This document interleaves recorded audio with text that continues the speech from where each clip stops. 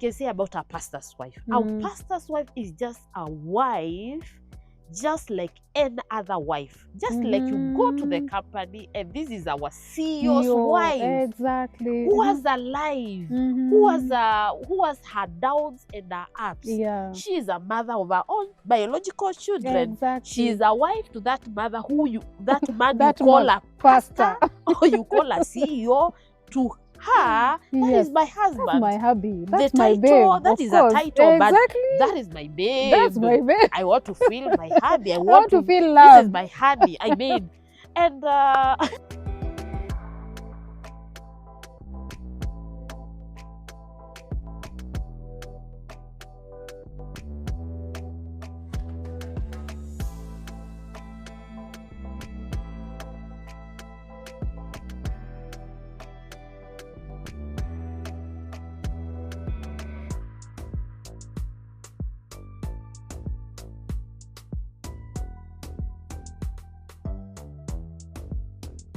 Good evening, good morning, good afternoon from wherever that you're watching us. Let me welcome you to our first episode at Women Connect Show. I'm so humbled and so honored to have this opportunity to talk to my fellow women on issues of career, governance, politics, and also corporate. I realized most of the women go through a lot and also face a lot of challenges in life, and they lack a platform where they can talk, discuss, and engage with fellow women as a way of, letting out on what we are holding as far as our personal life is concerning. So as the Women Connect Show, we shall be engaging women, cutting across all borders. As long as you're a woman and you have a story to tell, of which I know every woman has a story to tell, I believe this is a platform that we can come on board, share our stories, and also to mentor other young women wherever that they are, so that they can take our steps to be where we are. And also another thing is, I realized we have so many successful women, but they don't have people to mentor. And that is where we have so much, rather big gap between the women that have made it in life and those that are struggling to make in life, because they lack the mentorship, they lack the know-how, they lack the skill. They always think success is a one-day thing. You just wake up today, you're a CEO. You wake up the next day, you're a director. You wake up the next day, you are in governance. But they don't know there is a process. And having a Women Connect Show coming on board, this platform will not only be the link between the women of success and the young women that they are coming to be in success, but it's a platform that will encourage, mentor, connect, and also bring network to women so that they can grow in their careers and also to become the people that God purposed them to be. So today I'm so happy. Not only do I have a guest, but also a friend. This is a friend that I've walked a journey with. A journey of spirituality, a journey of business, a journey of familyhood, a journey of womanhood. She has taught me a lot in life, and it's a woman that I trust so much because I know she has grown in so many aspects in life, as far as career is concerned, as far as spirituality is concerned, and also bearing in mind she's a pastor's wife. So I'm honored to have you on board, Jackline. So welcome on board. Karibu sana, Jackline. How does it feel to be here? thank you. I feel good being here. We have connected. Yes. This is a Woman Connect Show, and we are connecting. We have been, we are, and we are continuing becoming. I'm telling you. So it's a journey. Womanhood is a journey. Yes. Thank you. Wow, exactly. Actually, I'm so happy. Even I don't know where to start. And I think it's so difficult to also interview your friend, because I know this is one of the shows. Tutashika familia tuache, tushike biashara tuache, tushike mambo ya spirituality tuache. But all the same, I'm so happy, Jackline. Karibu sana, and thank you for accepting to be my first guest. Hey! Thank you. Mama. I'm also honored. I am so I'm happy. honored being here to be a premiere. Yeah. The first episode. I am glad. Thank you for that. As a friend, sometimes we overlook and we can say, You had all the options Yeah. to say, not this one, but this one. Mhm. But I am glad Mhm. you considered me. It's an honor. I'm humbled Wow. being here. Wow. We are still walking the journey I together. am telling you. I am Yes. telling. I remember the other day we were talking with you and we are like, I wish where we are right now, someone mentored us. And that hunger and that thirst of knowing there's someone somewhere, a girl somewhere, who is looking forward to become a career woman, who is also looking forward to becoming a family person, who is looking forward maybe to be in politics, maybe to be in governance, but they don't know how to be there. So when you told me it's okay, we can do this show, I was like, no, Jackie, tutafanya aje? Where do we start from? But just to cut the story short, maybe Jacqueline, you can tell us a little of your story. You know, we see Jacqueline, we see Roger Ventures. You know, that name is very big. It's very big. Being a director in such a big company is not easy, and also having employees on board. Also being a pastor's wife, I know there are women that you lead, that they are looking after you in terms of character, in terms of behavior, in terms of career, in terms of family. So I know you wear so many hats, so many coats, and you just wear one, you remove another one, you wear another one, you remove another one, depending on the situation. So maybe Jacqueline, you can tell us a little, how has been your journey, especially becoming the person that you are today, the woman that you stand and people say, this is Jacqueline. I know Jacqueline to be this, I know Jacqueline to be that. How has been the journey been like? Especially from now, not per se the childhood, but now the teenage phase of it, and you're like, you made the decision of, I want to be this in life. This is what I want to become in life. How was it?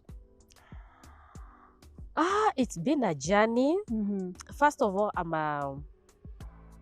I didn't grow up in an isolated environment. I grew up in a country. And one thing I've realized is every environment has its own challenges. Every stage in life has its own challenges. And when you overcome that, you get to the next stage. And for me, it has been a journey. I have not lived in an isolated environment. I have fought battles as a woman. And I win the battles, and I get encouraged. One thing, we are in a society which is male dominated, and yes, we agree to that. And as a woman venturing and making it forward, sometimes it's not easy. It's quite tough. So I grew up just like another girl. I went to school like another girl. But now it gets to a stage now you have to get that distinctive person.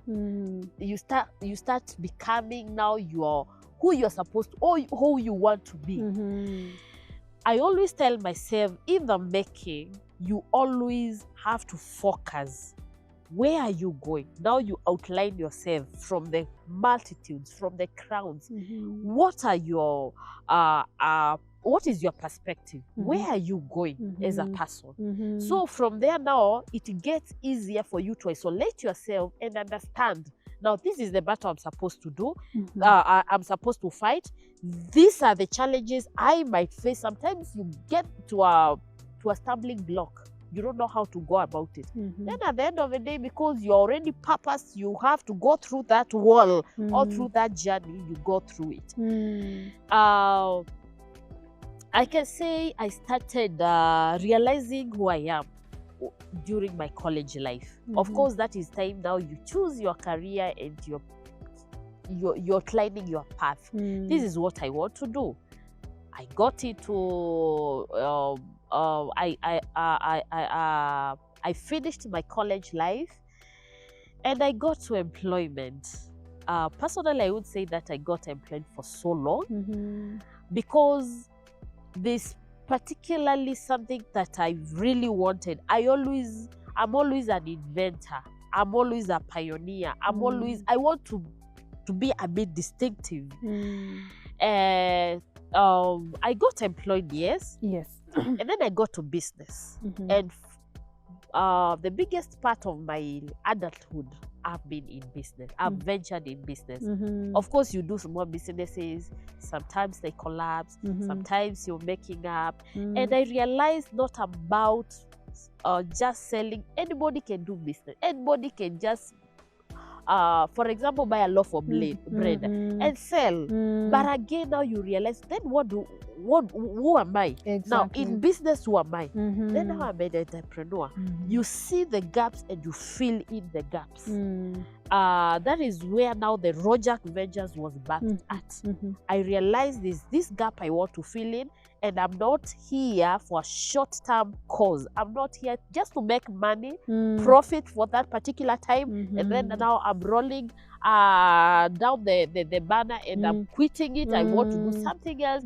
I realized now I found my purpose. Exactly. This is what I want to do. So I am in business for the longest time, since 2015. That is when I ventured fully. It's 10 years down the line. Wow. Yes. Wow. 10 years down the line, I am doing it. I am doing it. I am not looking for employment. Yes, that is where you are happy. About being a pastor's wife. Yes. It is another course. Now, let me cut you short, Jacqueline. I know you have so many faces in life. Now to talk about business. I know there's someone outside there who is thinking of doing business. One thing that I've picked from you is you made a decision. And you were like, Jacqueline, this is what I want to venture into. Not to make profit, but also to make a name. Yes. Also to make a brand. This is not something that you started to today and tomorrow you're testing waters. Yes. You are there in for it. Yes. So maybe there's someone outside there who wants to start business. And actually they have not made their mind what exactly they want to venture into. What can you tell that person? Because like we said in this show, we are passionate of mentoring people. We are passionate of connecting with especially the young women who are still struggling. They don't know yet what to do. Or they know, but they don't know how to do it. So I want to talk to that girl who is outside there, who has finished college like you did. And she doesn't know what to do or how to start it, how to venture into it. What is one thing that you can tell that person? What I can tell that girl outside there who wants to venture into business, sit down, outline your path. Where you are as at today. And look at the goal where you want to be. Then now start breaking it into bits. Because from the starting point maybe to the goal, to the end product, there's a journey to walk. And you cannot reach the end point without walking the journey. You must walk the journey. So there are no shortcuts. So sit down, understand first where you are, and look at where you want to go. Are you looking yourself as a CEO? Then start working on yourself. Don't expect the outside world will come and push you forward. It will push you forward when you already understand this is the journey I want to walk. Am I ready to walk the journey? Count your costs first when you're starting. The cost doesn't mean on monetary values. There are so many things to put. I want to walk this journey. Am I ready to be patient enough? Am I ready to incur costs? Am I ready to wait also to learn or to be taught by someone else? Or I just want to make money at the end of the day. I want to become a millionaire. It doesn't happen in a day. It's a journey. It's a process. Yes. It's a process of which I sometimes think most of us, we don't want the process. We want something like today, Dorothy, I wake up today and I feel I want to be the CEO of whatever company that it is, and I feel it's a one-off thing. And most of the people that I wish people would read the book of Becoming the CEO, or rather listen to the podcast, The Diary of a CEO. You will realize things don't happen. People go through pain. People go through hassles. People go through sacrifice to be where they are. And just like you've said, Jacqueline, Success is not an overnight deal that you just seal and tomorrow you are on it. It isn't. It is a process. It is. And I remember another time I was telling someone, when we are growing up, we carry so many pain, we carry so many struggles, we carry so many traumas. And those are the coats that we wear every day. Coats of bitterness, coats of anger, coats of resentment, coats of failures. But if you want to achieve something in life, then you have to remove these coats one by one. Either you like it or you don't like it. This bitterness is hindering you so many things.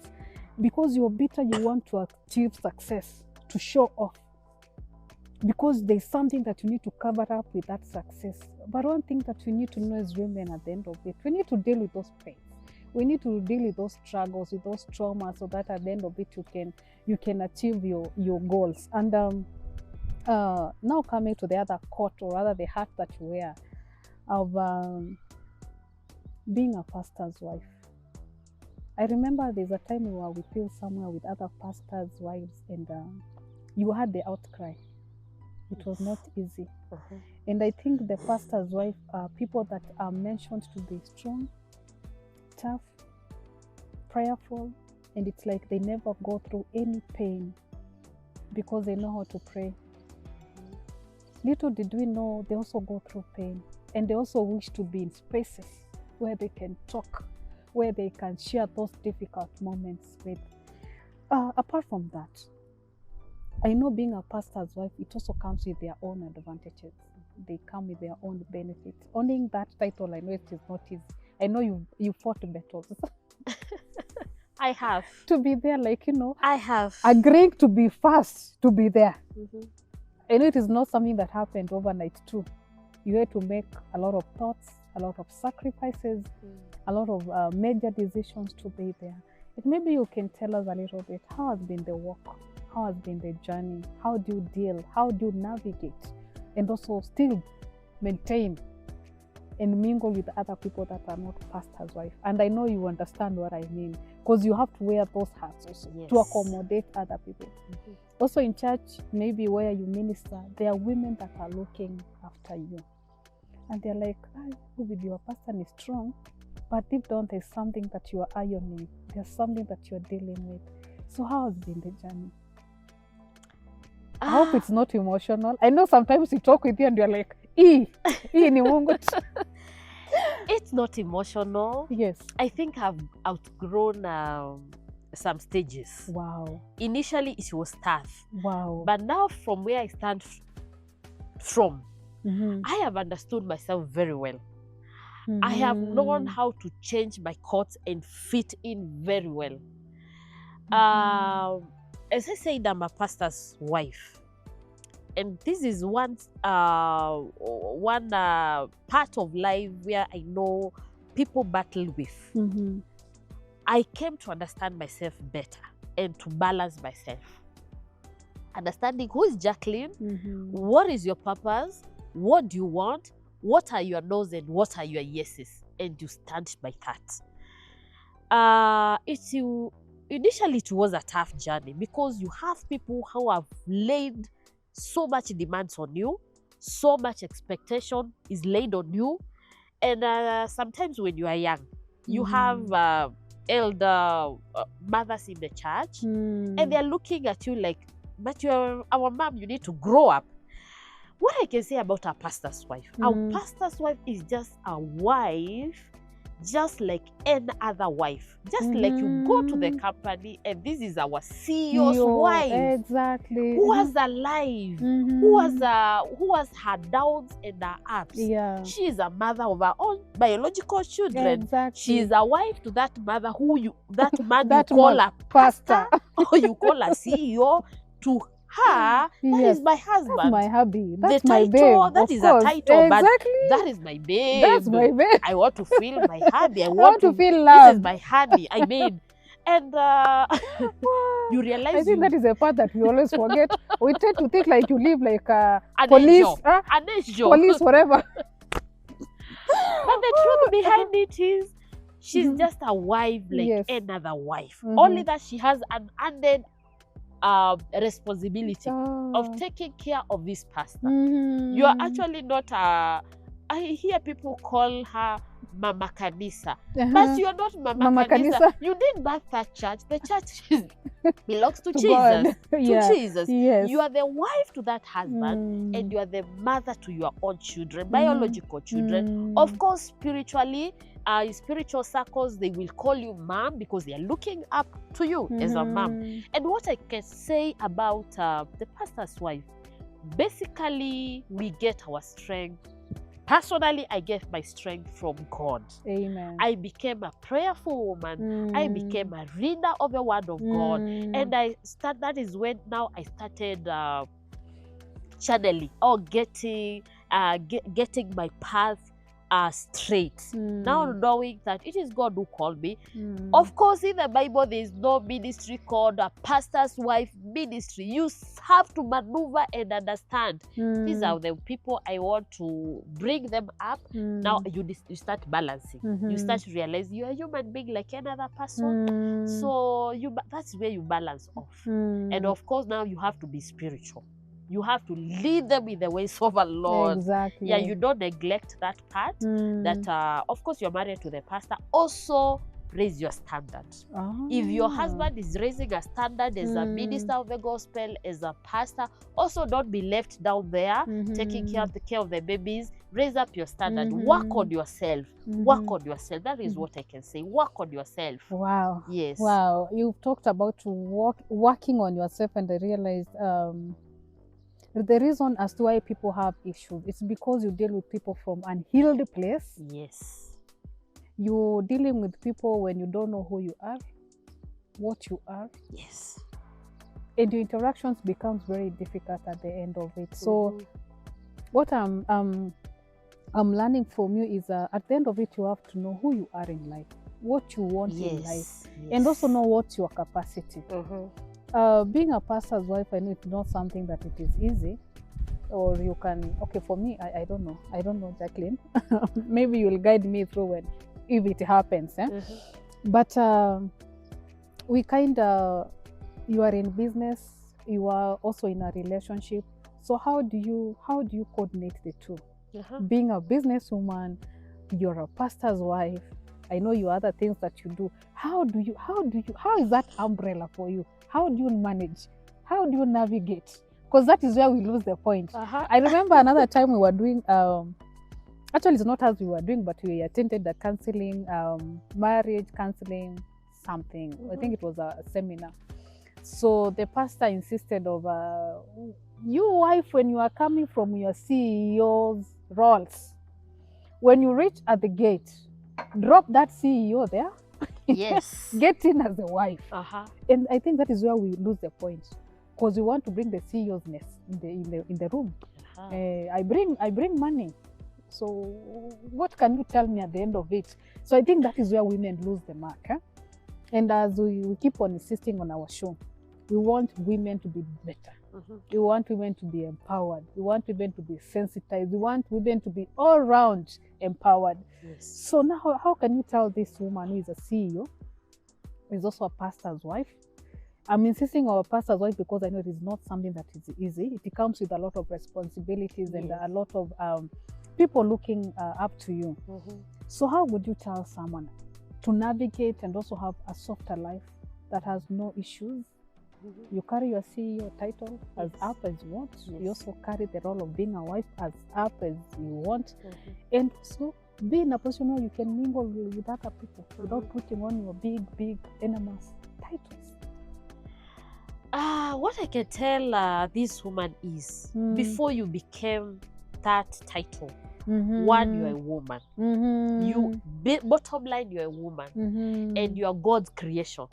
So that is first where it starts. Before you became who you became, you started being a female, you started being a woman, and that is now you started channeling. And maybe you have so many responsibilities attached to you.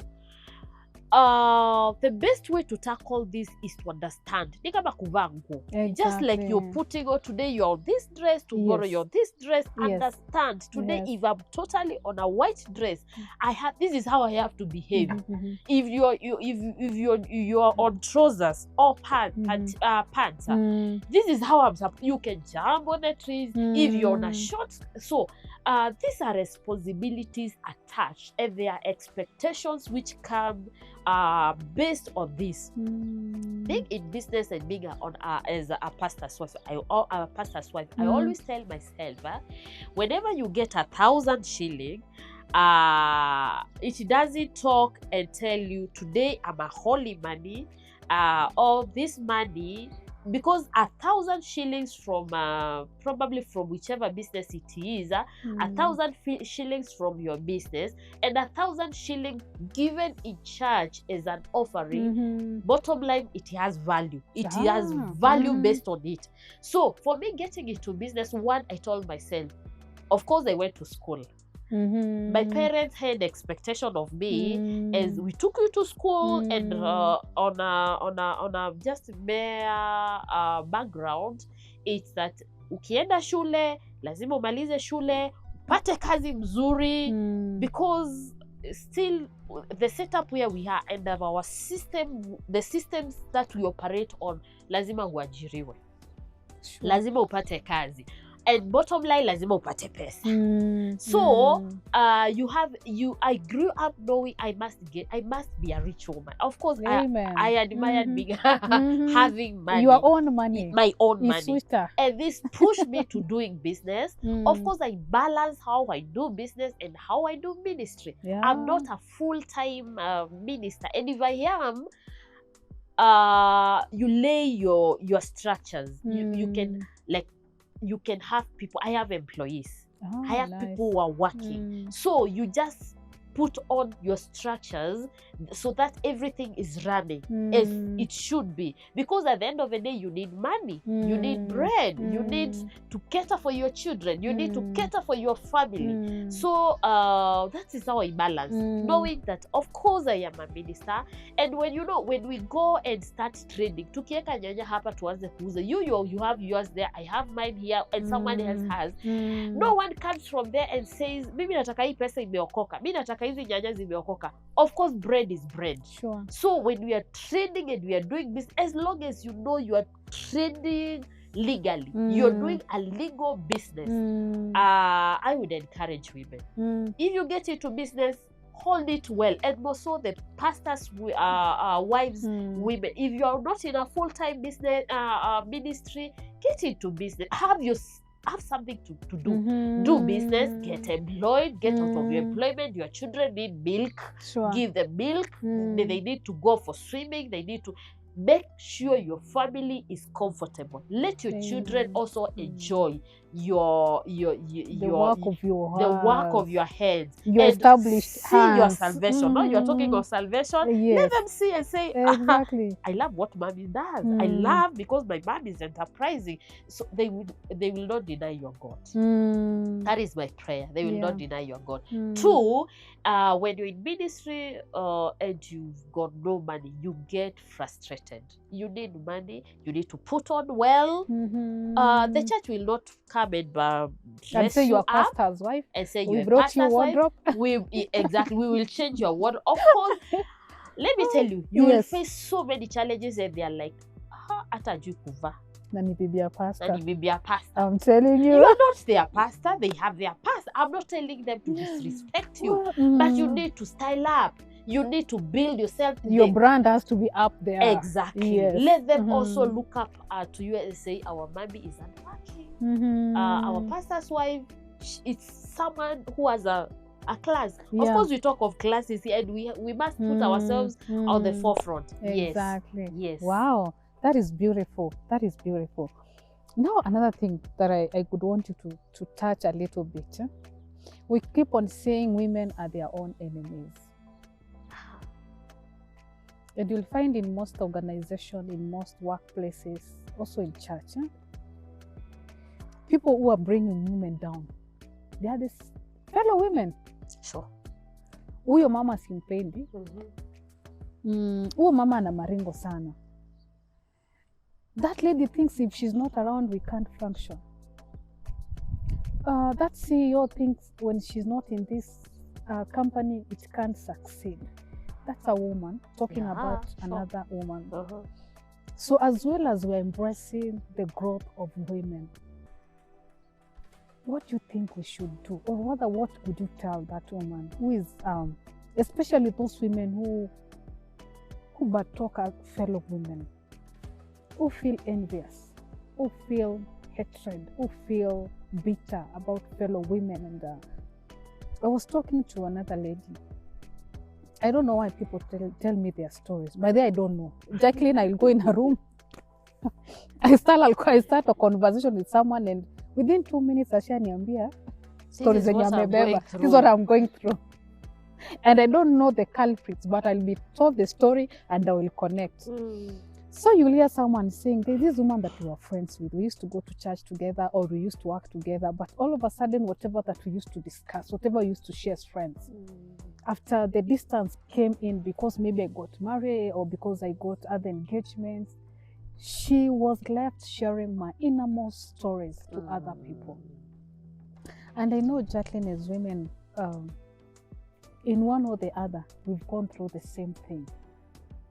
And it leaves us so pained, so bitter, and so wounded. Sure. And if you can see in my WhatsApp today, I've written, I wish we could practice and normalize confidentiality. It is not confidentiality of health, it's not confidentiality of finances, but it is confidentiality of information. Whatever I shared with you when we were friends, when we were close, I shared it with a lot of vulnerability that at the end of it, you'll keep it. So I don't know, as a business person, as a woman in spirituality, how would you guide us finding ourselves in such scenario? And what would you tell women? And to understand the pain it brings to people. In the rooms that they shatter through talking ill, in the pain they cause when they talk ill of another woman. A woman comes and tells you, you know, yesterday I was battered by my husband. And she has shared with you because of the confidence she has with you, because maybe she sees you as the, you know, as a leader, or rather, or even a pastor's wife, or even a leader in the church, and she finds this is the best person to share. Then all of a sudden she hears it all over the church. Huyu venye mnamwona hivi jana hapo kuja kanisa ni kuchapa alichapa. And you can imagine the wound, the pain and the sorrows that you bring to that woman's heart. And it's something that I don't know people know, or they don't know the pain that it costs. So maybe you can tell us something and tell us women what we need to do. How can we style up? One thing, a woman is a special creation. Amen. Created by God. Amen. When you read the book of Genesis, when God created man, and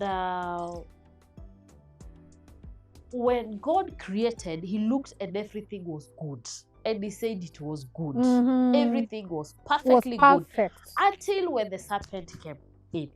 Now, as women, I always tell myself, and other women, we are special creation. If only we could learn to embrace one another. If only we could know our boundaries. If only we could understand when your fellow woman is going through a hardship or a challenge, this is the most important moment. You need to embrace this woman, and we become friends of our own.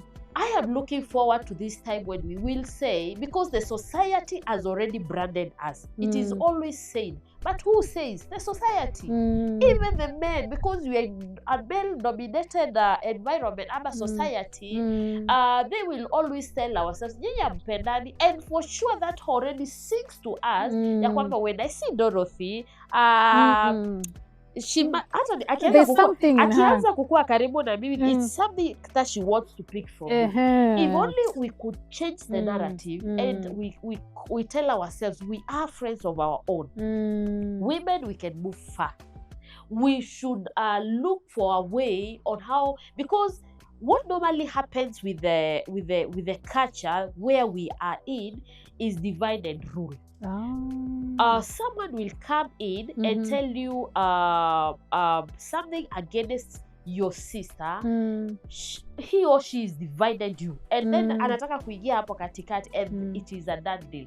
Even politically, it's a divided rule. We've already made our mind. This is a person we are voting in. Someone comes in with their own makeup stories, and they divide us, and they make sure if I divide this community, we are good to go. But if we, through the women connection, if we can learn how to embrace one another, to wipe one another, we understand we understand.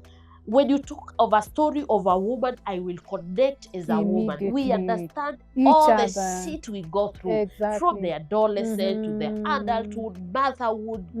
I mean, women, we go through a lot. We don't have muscles to lift, but we can connect.